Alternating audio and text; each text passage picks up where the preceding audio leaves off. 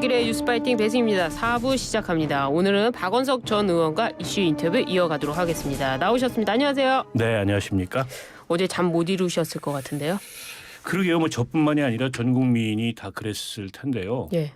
오늘이 이제 방송이 원래 저희가 예정이 돼 있었지 않습니까? 그렇죠. 근데 제가 작가님한테 어제 한 12시 반 넘어서 내일 방송을 우리가 할 수 있을까? 이런 이제 카카오톡을 보냈어요. 어떤 의미였습니까? 아니 원래 비상계엄이 선포되면 예. 제일 먼저 이 방송사에 군대가 주둔을 하거나 어쨌든 군이 언론을 통제하기 위한 비상조치를 시행합니다. 예. 그러면 이런 방송은 이제 못 나가게 될 가능성이 높았죠.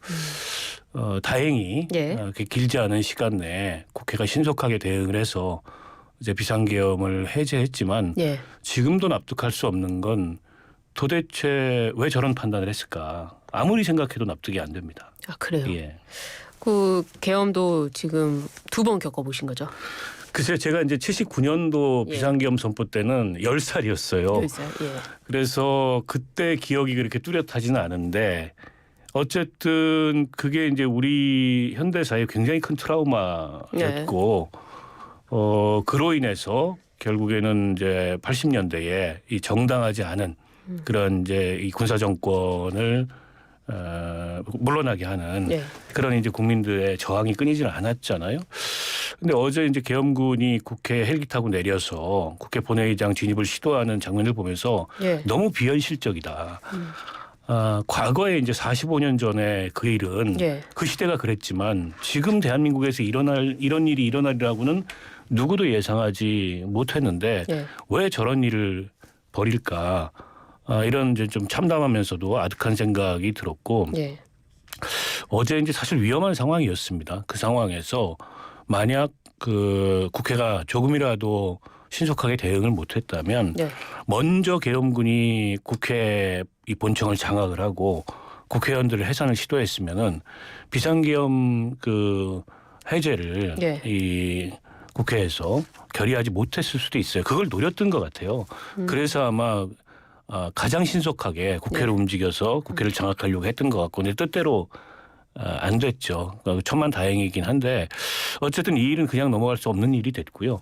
저건 단지 이제 탄핵의 대상일 뿐만이 아니고 이게 헌법상 내란죄를 저질렀을 가능성이 굉장히 높고 내라죠. 그건 예. 저런 의사결정을 한 사람들 그 실행에 동참한 사람들 모두가 공범입니다.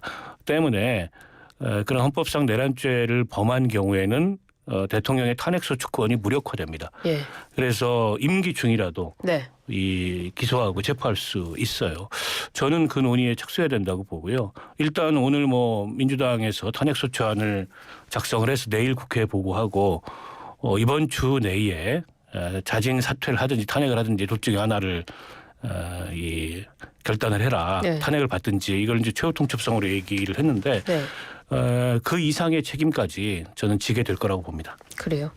그 어제 한동훈 대표가 그 이재명 대표 악수를 하면서 국회에서 만났습니다. 그리고 실제로 어제 그 동의한 분들 뭐 친한계라고 분류할 수 있을 네. 것 같은데요. 이 한동훈 대표의 그 태도는 어떻게 보셨어요? 아니 헌정질서 중단의 위기 앞에서 이거는 이성적 판단이고 우리 민주공화국의 가치에 대한 믿음을 공유하는 사람이라면 여야가 없는 거죠. 저는 뭐 한동훈 대표가 굉장히 위기 상황에서 그 판단을 적절하고 신속하게 했다고 생각해요. 그리고 어제 18명의 의원들이 아마 본회의에 참여를 해서 이제 이 계엄 해제에 함께 결의를 통과시킨 것 같은데 네. 저는 이제 추경호 원내대표의 행동은 좀 이해가 안 갑니다. 그거 가지고 아마 국민의힘 내에서도 말이 많았던 것 같아요. 본인이 국회 안에 있었고 원내대표실에 있었는데 의원들은 자꾸 당사로 가라고 하고 그 바람에 의원들이 그냥 혼선을 빚어가지고 이 국회 본회의장에 들어오지 못한 의원들도 많이 있는 것 같아요. 그런데 잘 생각해야 됩니다. 국민의힘 의원들도 여기서 자칫 그런 어떤 위헌적이고 불법적인 탄핵에 동조를 하거나 혹은 그런 어떤 내란의 죄를 범한 것으로 지금 판단할 수밖에 없는 윤석열 이 정권을 비호하려고 한다면 저는 다 공범이 되는 거다. 단호해야 되고 오늘 뭐 아침에 지도부 회의를 거쳐서 오늘 의총을 한다는데 그 의총에서 어떤 결의가 나오는지 봐야 되겠습니다만 이미 국회에서 탄핵 절차에 돌입한 마당에 국민의힘도 이런 내란죄의 공범이라는 공범정당이라는 그런 오명을 쓰지 않으려면 단호한 판단을 해야 된다고 봅니다. 일단 뭐 죄가 확정적으로 되는 건 아니니까 그 전제를 하겠습니다. 예. 예, 제 의견입니다. 네. 의혹으로 얘기를 하겠습니다. 그러니까 말씀하신 대로 혼선을 빚었다고 해주셨는데요. 네. 윤 대통령 이 비상계엄 선포에 대해서 대다수 장관들도 전혀 몰랐다고 합니다. 그러니까 그 부분도 쟁점인 것 같아요. 원래 잘 아시겠지만은 비상계엄을 선포하려면 국무위원회 의결을 사전 선결 요건으로 합니다. 근데 저 비상계엄 선포 자체가 이 헌법상의 요건을 충족하지 못하고 있잖아요. 전시 사변이나 그에 준하는 국가 비상 상태에서 사회 질서 유지가 불가능할 때 예. 대통령이 비상계엄권을 발동할 수 있는데 그런 상황도 아니었을 뿐만 아니라 국무회의 의결이라는 절차적 요건을 거쳤느냐 이 점도 약간 지금 의문이에요. 걸쳤다는 얘기도 있고. 걸쳤다는 얘기도 있고 예. 아니라는 얘기도 있고 국무위원도 몰랐다는 얘기들이 있는데 국무위원 누구라도 이에 대해서 좀 분명하게 답변을 해야 되고 만약에 국무위원들이 이런 그 위헌적 불법적 이 비상계엄 의결에 동참했다면 전부 다 공범이 될 가능성이 저는 높다고 보고요. 지금 일각에서는 뭐 내각 총사퇴 얘기도 하는 것 같아요. 여당에서 특히 뭐 그런 얘기가 나오는 것 같은데 아직 뭐 국무위원들이 이에 대해서 어떤 언급을 하고 있지는 않습니다만 한덕수 총리부터 시작해서 잘 판단해야 된다라고 생각합니다. 사퇴해야 된다. 저라면 사퇴할 것 같아요. 이런 위헌적인 행동에 동의할 수 없다라는 이유로 어제 보니까 법무부 감사관이 법무부 장관이 소집한 비상회의에 참여했다가 그 즉시 이런 그 위헌적 성격의 그 내란에 준하는 이 비상계엄 선포에 동의할 수 없다고 사표를 던지고 나왔던 인터뷰를 봤는데요. 그렇게 위헌적이고 불법적인 명령에 불복하는 것이 공직자 임무입니다. 그 어제 군인들도 얘기를 해봐야 될 것 같아요. 계엄군 말씀하셨는데 이 김민석 최고위원이 계엄에 대한 얘기를 계속 하지 않았습니까? 네. 그때만 해도 이 국방부의 답변은 군인들은 정치에 휩쓸리지 않는다라고 답변을 했었어요. 그런데 어제의 상황을 보면요. 그러니까 이제 그게 87년 그 민주화 이후에 우리 사회가 만들어왔던 합의이고 무언의 약속이고 또 군으로 본다면은 이제 군의 정치적 중립성을 과거의 그런 그 잘못된 그런 행동으로부터 지키기 위한 어떻게 보면은 최소한의 그런 어떤 금도랄까요? 이런 거였는데 어제 이제 공수부대가 동원이 됐어요. 물론 이게 사전에 치밀하게 계획된 그 비상계엄 선포는 아니었던 것 같아요. 그렇다 보니까 좀 우왕좌왕은 있었던 것 같고 그나마 다행인 거죠. 그러나 어쨌든 불법적인 그런 이 비상계엄에 이 대항하지 않고 그 명령에 복종하고 그걸 실행했다면 저는 그 책임으로부터 군 지휘 라인은 물론이거니와 현장의 책임자들까지 자유로울 수 없다. 그리고 어제 보니까 굉장히 젊고 애띤 병사들도 있더라고요. 저는 그거 보면서 굉장히 마음이 아팠는데 그 군인들도 굉장히 두려웠을 거예요. 그 상황이. 아니 왜냐하면 시민들 앞에 총을 들고 선다는 게 일종의 반역이거든요. 얼마나 두려웠겠어요. 그런 그 사실은 젊은 병사들을 그런 상황에 몰아넣은 사람들이 전 책임자들 문제라고 봅니다. 어차피 뭐 대통령이 탄핵된다면은 뭐 국방부 장관 탄핵이야 아무 의미가 없는 거 아니겠습니까? 그렇죠. 뭐 국방부 장관 이제 탄핵 차원에서 그칠 문제가 아니고요. 저거는 이제 내란죄로 이 수사하고 처벌해야 될 그런 대상이 이미 김영현 국방부 장관이 됐다고 생각하고 김영현 국방부 장관이 아마 이걸 건의했다 그래요. 나온 뉴스 보도를 보면. 그리고 이제 실행 계획을 짰겠죠. 그 과정에서 총리도 패싱하고 총리에 대한 보고도 없었던 것 같다라는 얘기가 나오는데 정확한 진상이 확인이 돼야 되겠습니다만 이렇게 되면 이제 단지 공범 정도가 아니고 거의 주범격에 해당하는 그런 죄를 저지른 거라고 저는 봅니다. 근데 윤 대통령이 법조인 아닙니까? 특히 검사 출신이고 이런 상황을 몰랐을까요? 국회 절차가 국회의원들이 모이면 해제 요구하는 건 당연하고 그다음에 이제 해제 요구 받으면 해야 되고 이걸 몰랐을까요? 그러니까 저는 그래서 이해가 안 된다는 겁니다. 어제 이제 그 대통령 긴급담화 할 때 그 사용된 단어들을 보면 어마어마해요. 뭐 종북 반국가 세력을 척결하고 처단하겠다. 뭐 이런 얘기를 하는데 그 너무 비현실적인 얘기죠. 예를 들어서 예. 휴전선 부근에서 어떤 비상한 상황이 발생해서 뭐 그런 어떤 비상계엄이 동원됐다라고 하면 그조차도 무리한데 그러면 어느 정도 뭐 그럴 수도 있겠다라는 생각이 들겠지만 그런 것도 전혀 아니었고. 그러니까 아무런 지금 이 전시나 사변 그에 준하는 비상사태가 없는데 혼자만 비상사태인 거예요. 그러니까 국회에서 그 탄핵소추권이나 아니면 예산 심의권을 남용해서 네. 어떻게 보면 정부 국정 운영을 원활하지 못하게 하고 있다. 그러나 야당의 그런 대응은 헌법과 법률 절차 내에서 진행된 일입니다. 네. 그걸 비상사태라고 얘기할 수가 없어요. 그러면 헌법과 법률 절차를 가지고서 그 수단을 가지고서 대응을 하면 되는 겁니다. 대통령의 거부권이라는 걸 지금까지 그래서 사용했잖아요. 네. 그런데 예산 같은 경우 이제 거부권 행사가 불가능하다지만 국회에서 삭감한 예산안이 전체 내년도 예산안의 0.6%예요. 네. 그 0.6% 때문에 국가 비상사태가 일어났다고 볼 수 있습니까? 그러니까 도대체 어떤 상황인식에 따라서 저런 판단을 했는지 모르겠는데 글쎄 제정신이 아니었던 것 같아요. 그래요? 그때 이제 말하고 그 용어를 사용하는 것도 제가 보기엔 정상적인 그런 상황이 아니었던 것 같고 더군다나 법률가가 이런 어떤 위험천만한 일을 그에 대해서 제대로 된 검토도 하지 않고 벌렸다는 것 자체만으로도 저는 윤 대통령은 헌법상의 대통령의 자격이 없는 건 물론이거니와 중대한 범죄를 저질렀다고 봅니다. 하지만 또 일각에서는 이 윤석열 대통령이 계엄 해제까지 예상을 하면서 거기에 이제 야당에 대한 당부를 했습니다. 그 예산 삭감이라는 부분도 있지만 뭐 마약과 관련하고 또 이 지금 행정부에 대해서 탄핵을 시도하다 보니까 사실은 정부가 운영이 잘 안 되는 부분들 뭐 이런 거 설명하면서 야당에게 주문을 한 거 아니겠습니까? 그러니까 10시 반 대통령 긴급 담화하고 새벽 4시 반 담화가 연결이 됩니까 논리적으로? 10시 반에는 예. 종북 반국가 세력이라 그랬어요. 종북 반국가 세력한테 무슨 당부를 해요. 그러니까 말이 안 맞잖아요. 그래서 저는 아직도 무슨 상황이 일어날지 우리가 긴장을 놓을 수 없는. 왜냐하면 윤 대통령이라는 분이 윤석열이라는 분이 정상적인 사고와 정상적인 판단력을 제가 보기에 상실했어요. 굉장히 위험합니다. 그런데 그분이 국구통수권자 자리에 하루라도 더 있는 거는 국가 안보나 국민 경제 차원의 커다란 저는 위협이 된다고 보고 스스로 사퇴하든지 아니면 국회가 탄핵소추권을 신속하게 발동해서 이게 이제 국회에 발의하고 나면 24시간 이내 24시간 이후 72시간 이내에 표결을 하게 되거든요.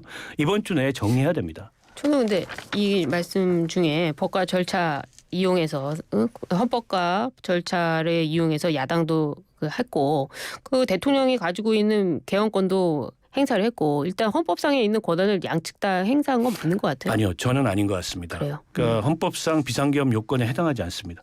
국가 비상사태. 전시 사변 그에 준하는 비상사태 질서 유지가 곤란한 상황이 아니었어요.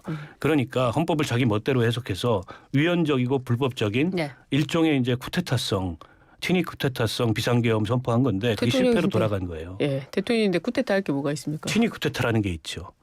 그 탄핵 소추 말씀하셨는데 지금요 헌법재판소 6명이에요. 헌법재판관 6명인데 지금 3명이 임명이 안 되지 않았습니까? 야당에서 추천을 안 한 부분도 있고요. 이렇게 되면 탄핵 소추로 간다고 해도 헌법재판소에서 판단할 수 있을까요?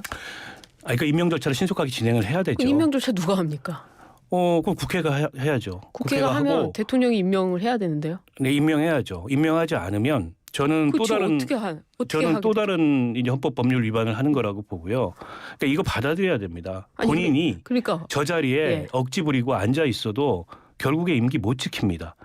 저는 임기 지킬 수 있다고 지금 윤 대통령이 생각한다면 그 대단한 착각이라고 보고요. 이미 이제 국민들의 이 분노의 수위는 무슨 임기 단축 탄핵이나 이런 것조차도 수용할 수가 없어요. 물러나라. 안 물러나면 탄핵이고 탄핵으로 끝나지 않고 남은 인생 감옥에 살아야 된다. 이게 국민들의 분노의 수준이라고 봐요. 분노의 수준인데 지금 헌법재판소도 임명권자가 대통령인데 그 뭐 탄핵을 하고 그럼 임명 못하고 이게 지금 어떻게 되는 겁니까 그러면? 글쎄요. 헌재 재판관 임명 사항에 대해서는 조금 더 들여다봐야 되겠습니다만 어쨌든 그렇다 그래서 본인이 탄핵 안 당하기 위해서 임명을 미루고 정상적인 직무가 정지되는 그런 어떤 행위를 수행하지 않는다고 한다면 대통령 권한대행이 있으니까요. 권한대행이 임명권 행사할 수 있죠. 그래서 직무정지하고 총리가 권한대행을 행사하면 권한대행이 대통령의 권한을 승계하는 거기 때문에 임명권을 행사할 수 있습니다. 저는 이 상황을 받아들여야지. 그래서 저는 윤석열 대통령 버티지 말고 이 오늘 내일 사이에 결정해야 된다고 봅니다. 그 한동훈 대표 이야기를 좀 해볼게요. 한동훈 대표가 어제 이제 이재명 대표가 손을 잡았다 악수한 장면이 나왔는데 한동훈 대표를 보는 시각 또 지지층들과 또 야당에서 보는 시각이 다를 것 같은데. 근데 제가 생각해 보십시오. 한번 보수층에서도 그동안에 한동훈 대표를 마땅치 않게 봤던 시선이 있는 건 맞는데 과연 그 대한민국의 보수층은 어제 같은 윤석열 대통령의 비상계엄 선포에 동의할 수 있을까? 저는 동의할 수 없을 거라고 봐요. 여기서도 또 보수층 결집해가지고 탄핵에 맞설 거다라고 얘기하는 사람들이 있다면 제정신이 아닌 거죠. 그래요. 네. 아니 지금 오늘 아침에 보수 언론들의 논조를 보십시오. 어제 조선일보가 새벽 2시에 사설을 냈는데 그 사설의 내용을 보십시오. 저게 대한민국 보수층조차도 저거를 동의하거나 저거를 엄호할 수가 없어요. 그게 87년 6월 항쟁 이후에 우리가 피를 흘리고 난 이후에 이 사회가 보수 진보를 떠나서 합의한 민주공화국의 아주 기본적 가치입니다. 근데 그 가치를 뒤엎겠다고 하는 어떤 저런 시도에 대해서 누가 그걸 지지하거나 누가 엄호할 수 있겠어요. 한동훈 대표가 윤석열 대통령에게 탈당을 요구할까요? 글쎄 오늘 아침 의총에서 그런 얘기를 했다고 하는데요. 결정을 내린 것 같지는 않아요. 의견만 수렴했고 일단 의총을 거쳐보고 나서 근데 당의 총의를 한번 다시 모아보겠다고 얘기를 하고 있는데 저는 불가피할 거라고 봅니다. 그래요? 탈당 요구 그 이상의 행동이 불가피할 거다. 그러나 한동훈 대표의 입장을 좀 살펴보면요. 우리가 만약에 다음 대통령 뭐 지금 탄핵을 말씀하셨으니까 그러면 다음 대통령을 또 생각해 볼 필요도 있지 않습니까? 어떻게 될 것 같습니까? 글쎄 그 얘기를 하긴 좀 이르긴 한데요. 일단 지금 국민의힘 같은 경우에는 뭐 한동훈 대표 개인 혹은 유력한 국민의힘의 차기 대권 주자가 누구냐 이런 거를 생각할 상황이 아니에요. 한번 탄핵으로 무너졌던 그런 정권이고 그런 정당이잖아요. 때문에 국민의힘 내부적으로도 트라우마가 있을 텐데 그게 내부의 배신자들 때문이다라고 생각한다면 착각이고 위헌적인 행위를 한 통치자들 때문이죠. 그리고 박근혜 전 대통령조차도 그 상황에서 비상계엄 발동 같은 거는 생각하지 않았는데 저는 그래서 이 제정신이 아니다 지금 윤석열 대통령이 어제 그 얘기를 한 거는 그래서 저런 어떤 그렇다고 그게 뭐 성공한 것도 아니고 3시간도 못 가서 끝날 저런 위험한 질주를 했다는 것 자체에 저거를 방어하거나 저거를 엄호하거나 혹은 저거를 합리화할 그 어떤 논리도 그 어떤 근거도 없기 때문에 국민의힘은 관계를 끊어야 된다. 말씀드릴게요. 홍준표 시장이 충정은 이해하나 경솔한 한밤중에 해프닝이었습니다. 꼭 그런 방법밖에 없었는지 유감입니다. 잘 수습하시길 바랍니다. 이렇게. 저분도 정상은 아닌 것 같아요. 지금 저런 얘기 가지고 이 상황이 합리화될 문제가 아니고 없었던 일로 했으면 좋겠다 뭐 이런 거잖아요. 아니 비상계엄 선포가 무슨 시트콤도 아니고 없었던 일로 합시다가 되냐고요. 제가 보기에는 홍준표 시장답지 않은 메시지인 것 같아요. 그래요? 단호하게 반대하고 저거는 헌법 법률에 따른 책임을 져야 된다라고 얘기하는 게 맞죠. 홍준표 시장이 탄핵을 또 겪어보지 않았습니까? 이 탄핵을 겪은 당의 입장에서 또 탄핵을 당한다 이런 그런 생각이 있잖아요. 탄핵을 겪은 정당이 그 대통령이 저런 판단에 이를 만큼 비합리적인 국정 운영을 하고 있는 것에 대한 강한 견제를 했어야죠. 그런 걸 다시 겪지 않기 위해서. 그걸 안 하고 못 하고 외면하고 그러다 보니까는 엉망진창이 됐던 거 아닙니까? 전부 전 책임이 있는데 지금이라도 저는 공직자들이잖아요. 그 공직자로서의 본분을 생각하고 책임을 다하시길 바란다 이런 말씀 드리고 싶습니다. 알겠습니다. 오늘 말씀 잘 들었습니다. 근데 밤을 새시고 오셨는데요. 오늘 하루 잘 마무리하겠습니다. 고맙습니다. 지금까지 박원석 전 의원이었습니다. 감사합니다. 고맙습니다.